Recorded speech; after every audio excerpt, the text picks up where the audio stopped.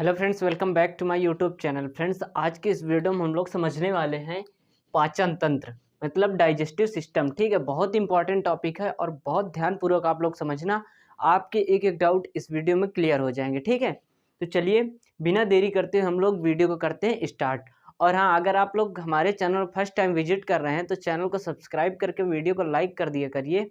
ठीक है, और चलिए फिर बिना बकवास करते हुए हम लोग वीडियो को सबसे पहले स्टार्ट करते हैं। ठीक, तो देखिए ये क्या हम आज पढ़ने क्या जा रहे हैं, पाचन तंत्र। तो सबसे पहले हमें समझना बनता है क्या पाचन आखिर क्या होता है। ठीक है, तो देखिए जब आप लोग भोजन करते हैं तो भोजन क्या होता है कि वो उसमें क्या कौन से अणु होते हैं, जटिल तथा अघुलनशील अणु पाए जाते हैं। ठीक है, और उन जटिल तथा अघुलनशील अणुओं को क्या सरल तथा घुलनशील अणुओं में तोड़ना ही हमारा क्या कहलाता है, पाचन कहलाता है। क्लियर हुआ इतना? देखिए पाचन क्या है कि जो जटिल तथा अघुलनशील यौगिक होते हैं, अणु होते हैं, उनको क्या सरल तथा घुलनशील अणुओं में तोड़ना ही हमारा क्या कहलाता है, पाचन कहलाता है। जैसा कि हमने यहाँ पर लिख भी रखा है। तो यहाँ पर क्या कहा गया है, देखिए जटिल तथा अघुलनशील कार्बनिक यौगिकों को सरल तथा घुलनशील कार्बनिक यौगिकों में बदलना पाचन कहलाता है। क्लियर हुआ कि नहीं? तो आप लोग पाचन के बारे में समझ गए कि आखिर पाचन होता क्या है, ये कौन सी प्रोसेस होती है। ठीक, अब देखिए हम लोग बात करते हैं कि आखिर किन किन पदार्थों का हमारे शरीर के अंदर पाचन होता है और किन किन का अवशोषण होता है। ठीक, तो देखिए यहाँ पर जो आपके कार्बोहाइड्रेट्स होते हैं, ठीक है, आप भोजन के रूप में इनको क्या कार्बोहाइड्रेट एंड प्रोटीन्स और फैट कुछ लिया जाता है। ठीक, तो क्या होता है, इनका क्या हो जाता है, डायरेक्ट क्या होता है, पाचन होता है। ठीक है, ये डाइजेस्ट हो जाते हैं। बट यहाँ पर जो जल होता है और विटामिन होते हैं और खनिज पदार्थ कुछ होते हैं, वो क्या होते हैं कि वो डाइजेस्ट नहीं होते हैं।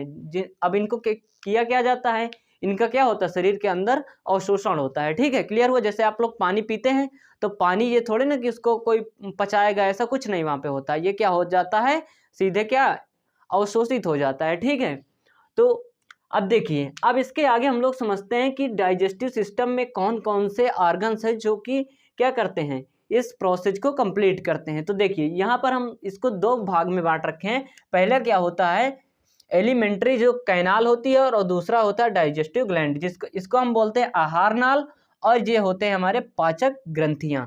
ठीक, तो इसको हम पाचक ग्रंथियों का एक सेपरेट वीडियो बना देंगे, आप लोग उसमें देख लेना। आज हम सिर्फ बात करेंगे कि पाचन क्या होता है और उसके कौन कौन से ऑर्गन्स होते हैं। इसमें हम समझाएंगे आपको ये नेक्स्ट वीडियो में कि कैसे ये जो आपके पाचक एंजाइम होते हैं, ग्रंथियां होती हैं, वो भोजन को पचाने में सहायता करती हैं। ठीक है, तो चलिए आज की वीडियो में हम लोग सिर्फ इतना समझेंगे। ठीक, तो देखिए आहार नाल क्या होती है, जो आपकी आहार नाल होती है ये क्या होती है, 32 फीट लंबी होती है। मतलब अगर हम इसको मीटर में कहें तो वही 9 से 10 मीटर की लंबाई इसकी होती है। ठीक है, अब देखिए आहार नाल होती क्या है कि यहाँ मुख से लेकर के बड़ी आंत के एंड पॉइंट मतलब गुदा मार्ग तक क्या होता है कि आपका ये आहार नाल का ही पार्ट होता है। ठीक है, अब इसके अंतर्गत कौन कौन से पार्ट आते हैं, देखिए सबसे पहले क्या आता है आपका मुख गुहा। मुख गुहा क्या होता है, यहाँ आपने सबसे पहले स्टार्टिंग में क्या होता है, आप भोजन को करते हैं तो आप खुद समझ सकते हैं कि आप लोग भोजन का पाचन कहाँ से स्टार्ट कर देते हैं, मुख से स्टार्ट करते हैं। जैसे आपने मुंह के अंदर डाला, पाए जाते हैं दांत मुंह के अंदर। ठीक, तो ये क्या होते हैं, उनको चबा चबा करके क्या भोजन का पाचन करना शुरू हो जाता है वहीं से। ठीक है, उसके बाद क्या आता है अपना ग्रसनी। ग्रसनी के बाद क्या आता है ग्रास नली। ग्रसनी हमने बताया था आपको, ग्रसनी क्या होती है।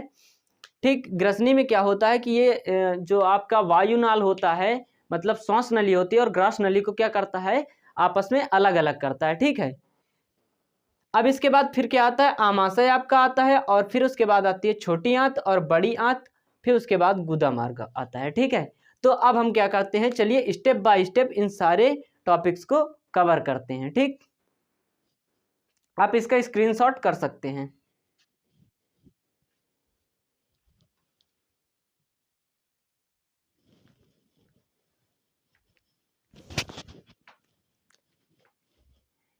चलिए अब हम लोग समझते हैं इसके पहला पार्ट। ठीक है, तो पहले पार्ट में क्या कहा गया है, मुख गुहा। ठीक है, जिससे आप क्या करते हैं, भोजन को खाते हैं। ठीक, तो देखिए मुख गुहा में क्या कहा गया है कि यह पाचन तंत्र का प्रथम भाग होता है, ठीक है, जो मुख गुहा है आपकी। आप खुद सोचिए कि जब आप खाना स्टार्ट करते हैं, ऐसा तो नहीं है कि आप डायरेक्ट इसको आमाशय में डाल देते हैं या फिर और अंदर डाल देते हैं। आप क्या करते हैं, खाना को मुंह में ही तो रखते हैं, ठीक। तो ये क्या होता है, सबसे पहला ही भाग होता है कौन, मुख गुहा, मतलब माउथ या माउथ कैविटी, ठीक है, जिसके अंतर्गत क्या आते हैं, दांत आते हैं, जीभ आती है और लार ग्रंथियां आती हैं। अब यहाँ पर पाचन देखो किसके किसके द्वारा होता है। यहाँ पर देखो जीभ का तो कोई रोल होता नहीं है पाचन में, क्या करती है, सिर्फ टेस्ट को बताती है। बट यहाँ पर जो दांत होते हैं आपके, ये क्या करते हैं, पाचन में बहुत अहम भूमिका निभाते हैं। जैसे कि आपने भोजन को लिया तो ये क्या करते हैं, भोजन को, अब दांत कई प्रकार के होते हैं, ठीक है, जो कि कुछ दांत ऐसे होते हैं जो भोजन को चीरने का काम करते हैं और कुछ पीसते हैं, ठीक। तो इसी प्रकार से सारे अपने कार्यों के हिसाब से भोजन का क्या करते हैं, पाचन करते हैं, ठीक। अब इसके बाद क्या आता है कि आपकी लार ग्रंथियां कुछ पाई जाती है, ठीक है, आपके मुंह के अंदर क्या पाई जाती है, लार ग्रंथियां पाई जाती हैं, ठीक, जिससे क्या लगातार लार रिलीज होती रहती है और उनमें क्या पाए जाते हैं, बहुत सारे एंजाइम्स पाए जाते हैं, ठीक है, जो भोजन को क्या करते हैं, पचाने में सहायता करते हैं, ठीक। अब देखिए, अब इसके बारे में डिटेल जानकारी हम नेक्स्ट वीडियो में लेंगे, ठीक है। चलिए, अब उसमें क्या आता है, ग्रसनी आती है, दूसरा पार्ट आपका क्या है, ग्रसनी, ठीक है, जिसको हम लोग इंग्लिश में बोलते हैं फायरिंग्स, ठीक। तो ये क्या होती है, यह लगभग 12.5 mm लंबी होती है, ठीक है।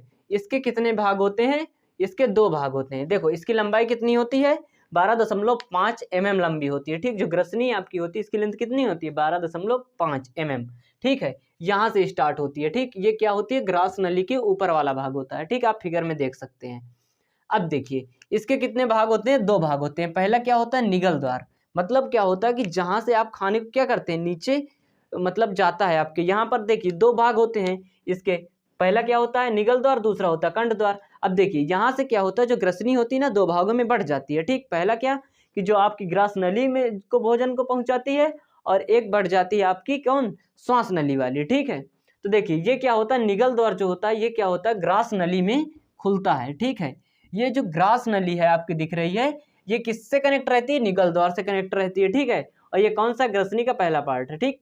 अब उसके बाद आता है कंठ द्वार, ठीक है। ये क्या करता है, ये सांस नली में खुलता है, सांस नली में खुलता है, ठीक। अब देखिए मैंने जैसा कि पहले बताया कि इसमें 2 ही भाग होते हैं, यहाँ से नलिका क्या होती है, 2 भाग में बढ़ जाती हैं। यहीं पर एक पट्टी नुमा क्या संरचना पाई जाती है, पट्टी नुमा एक संरचना पाई जाती है, जिसे बोलते हैं हम लोग एपिग्लॉटिस कहा जाता है। क्लियर हुआ।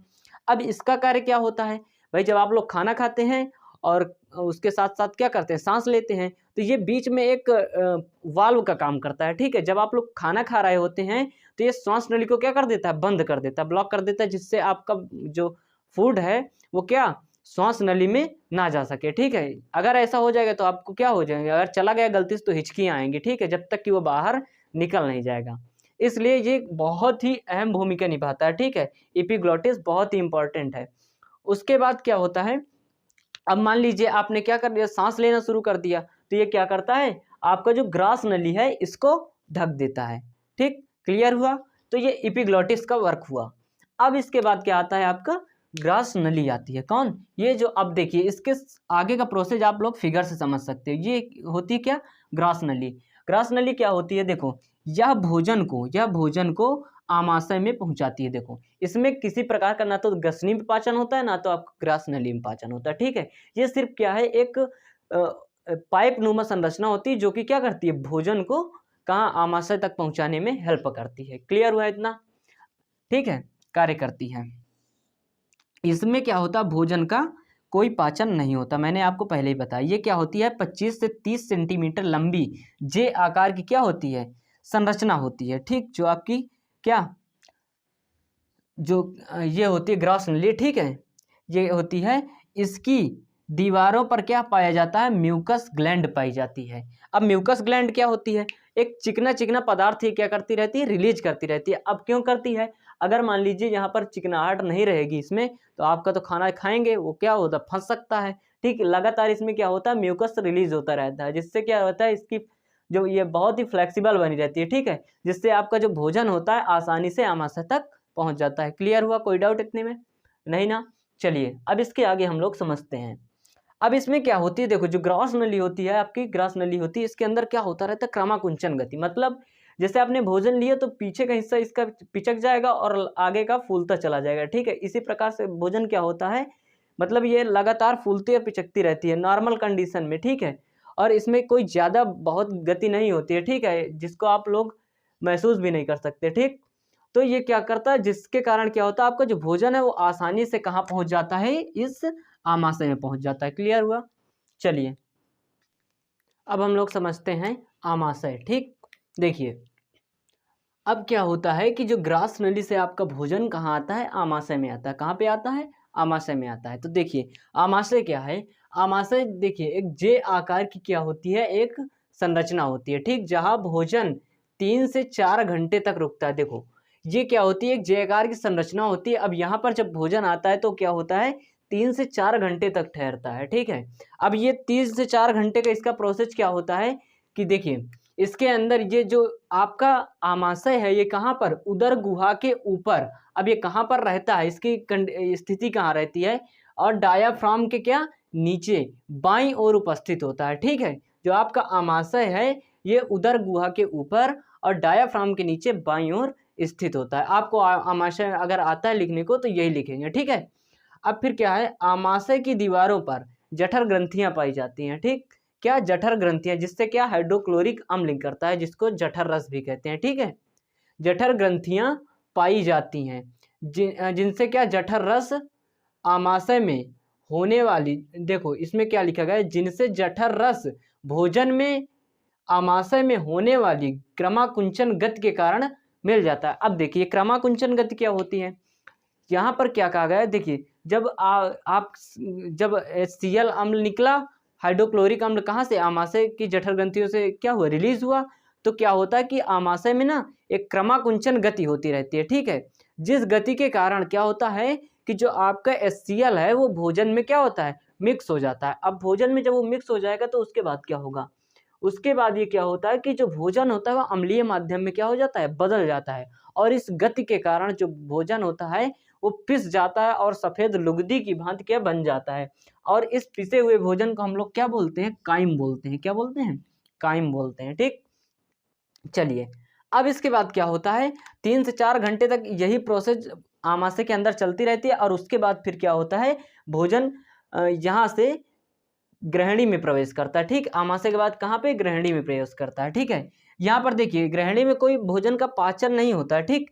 यहाँ पर क्या होता है कि जो आपका ये पित्ताशय, यहाँ से क्या होता है, पित्तरस, ठीक है। और यहाँ से अग्नाशय से अग्नाशयी रस इस भोजन में क्या हो जाते हैं, मिल जाते हैं। अब पित्त रस क्या होता है, देखिए आमाशय में क्या होता आपका HCl था, तो उसने क्या किया कि HCl क्या था, अम्लीय माध्यम में भोजन को बदल दिया। अब वहीं पर ये जो पित्ताशय है यहाँ से पित्त रस आएगा और इसको क्या करेगा, क्षारीय माध्यम में पुनः भोजन को बदल देता है और अम्लीयता जो उसकी होती है कम कर देता है, ठीक है। अब जिससे होता क्या है, अग्नाशय से जो अग्नाशयी रस निकलता है वो इस भोजन को पचाने में बहुत क्रिया करता है, ठीक है।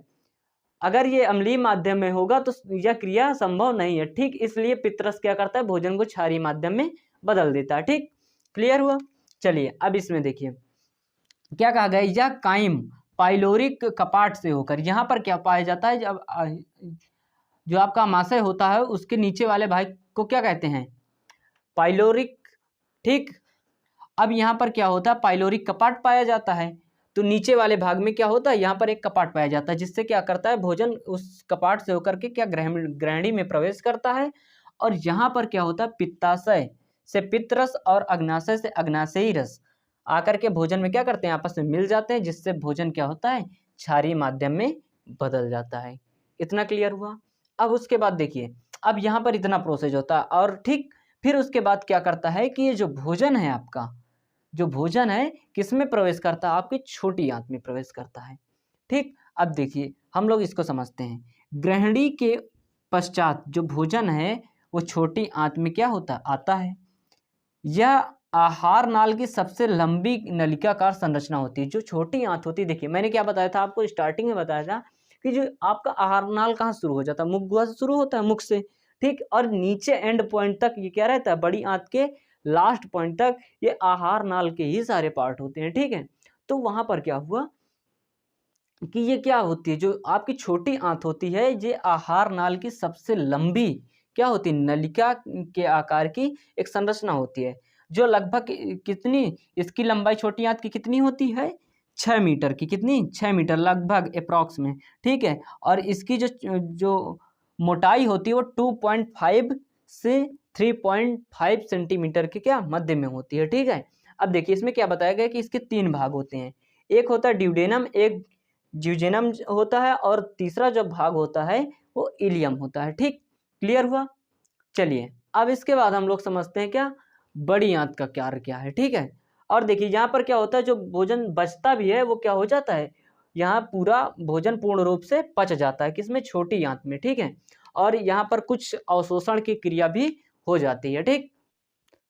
अब हम लोग देखिए समझते हैं क्या, बड़ी आंत क्या होती है, ठीक है। देखिए बड़ी आंत क्या होती है कि ये जो बड़ी आंत होती है क्या होती है, यहाँ पर देखिए फिगर में छोटी आंत से क्या होती है, कनेक्ट होती है, ठीक है। अब जो छोटी देखो बड़ी जो आंत होती है ये क्या होती है, आहार नाल का अंतिम भाग होती है, ठीक। जो आपका आहार नाल होता है ये उसका क्या होती है, अंतिम भाग होती है। जैसा कि मैंने बताया मुख गुहा से लेकर बड़ी आंत का जो एंड पॉइंट होता है वहां तक क्या होता है, आहार नाल का ही पार्ट होता है। तो ये क्या होता है, आहार नाल का क्या होता है, सबसे अंतिम भाग होता है। देखिए यहाँ से सबसे पहले शुरू क्या हुआ, मुख गुहा, ग्रसनी, ग्रास नली, आमाशय, उसके बाद आपका आ गया ग्रहणी, ग्रहणी से क्या हुआ, छोटी आंत, और छोटी आंत से क्या हुआ, आपका भोजन आया कहाँ, बड़ी आंत पर आया, ठीक है।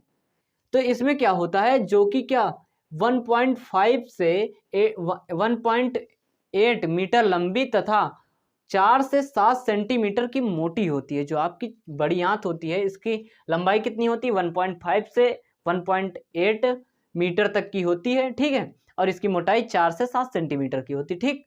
अब क्या होता है, इसमें पचे हुए भोजन का जो देखो छोटी आंत और आमाशय के द्वारा क्या होता है, भोजन पच के आता है इस पर, ये क्या करता है, और उसमें कुछ जल भी रहता है, ठीक है, वो बिल्कुल लिक्विड फॉर्म में आता है, ठीक। तो इसमें क्या होता है, वो भोजन का क्या होता है, अवशोषण होता है, और जल का भी अवशोषण होता है। और जो शेष अपचित भाग होता है, मतलब कुछ वेस्ट मटेरियल भी उससे निकलता है, ठीक। वो क्या होता है, मल के रूप में मलाशय में क्या हो जाता है, एकत्र होता रहता है, ठीक है, स्टोर होता रहता है, और जो समय समय क्या मलद्वार के बाहर बाहर निकाल दिया जाता है, ठीक है।